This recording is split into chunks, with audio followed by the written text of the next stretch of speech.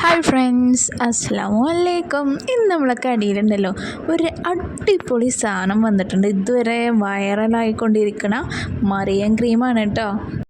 വളരെ കുറഞ്ഞ വിലക്കാണ് കേട്ടോ നമ്മൾ കൊടുക്കണത്.